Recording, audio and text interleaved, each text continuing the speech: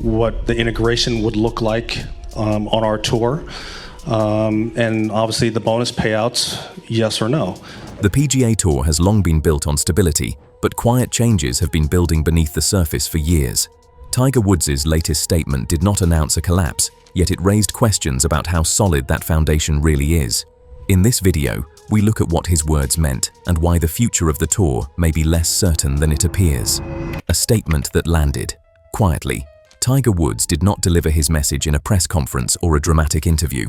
It came folded into casual comments about scheduling, recovery, and the longevity of elite competition. On the surface, it seemed routine. In context, it was seismic. By speaking of sustainability, of bodies, careers, and the system itself, he suggested the PGA Tour's structure may no longer serve players indefinitely. As far as playing at the tour level, I don't know when that's going to happen. He did not call for reform, endorse rivals, or issue criticism.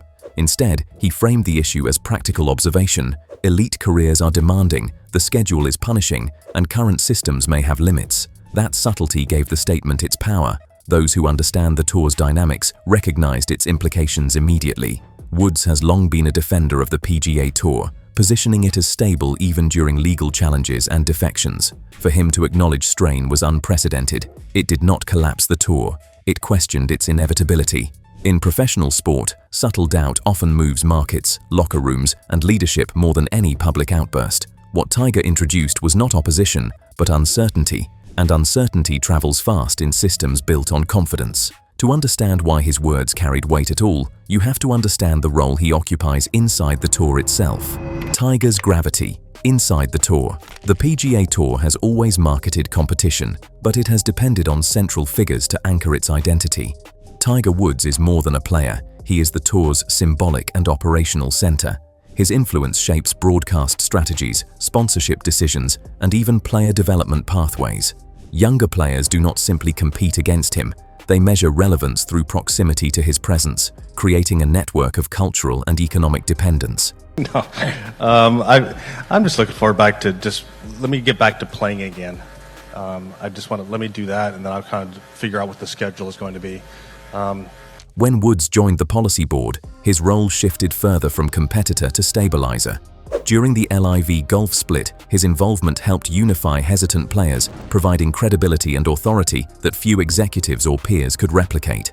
Even in limited appearances, his neutrality carries weight, signaling whether the system is robust or vulnerable. His recent statement did not advocate for change, but removed a source of assurance. Without his implicit endorsement, players began to reconsider priorities, and sponsors began recalibrating expectations. In a sport built on reputation and alignment, Tiger's absence of certainty is itself disruptive. If Tiger is the tour's center of gravity, then even a small shift in his position changes how everything else moves. The next question was whether the institutions built around him would hold, starting with the sponsors. Sponsors start recalculating. On paper, nothing changed. Sponsors reaffirmed partnerships. Press releases emphasized stability. No logos disappeared. Contracts remained intact. But internally, the response was more nuanced. It just goes to show the personality, the determination that he has. And marketing executives and agencies track Woods' public statements carefully, knowing that his words influence perception more than statistics. His acknowledgement of structural strain prompted scenario planning on audience engagement, star retention, and broadcast reliability. This is not panic, but data-driven caution.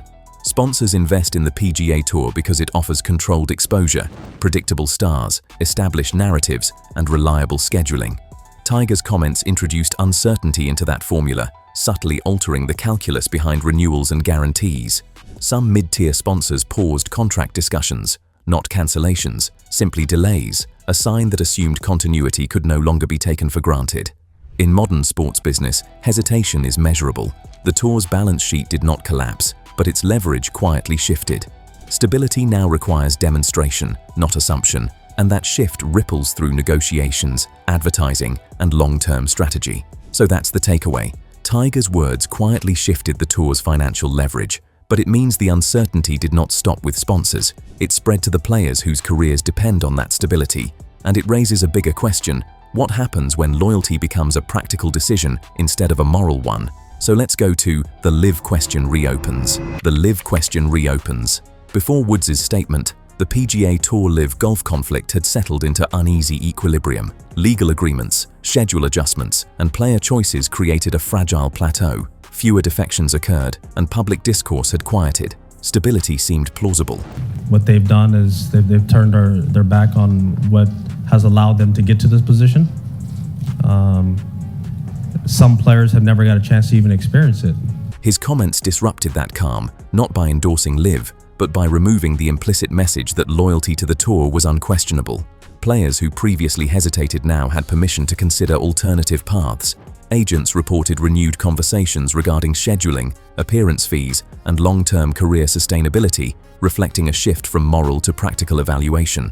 The statement did not trigger immediate defections. Instead, it reframed dialogue behind closed doors. Players reconsidered priorities, sponsors questioned risk assumptions, and executives weighed contingency strategies. In professional sport, perception drives action. By subtly questioning structural endurance, Tiger reopened a conflict that appeared dormant. The headlines may have overlooked it, but the locker rooms, boardrooms, and negotiation tables felt the ripple immediately.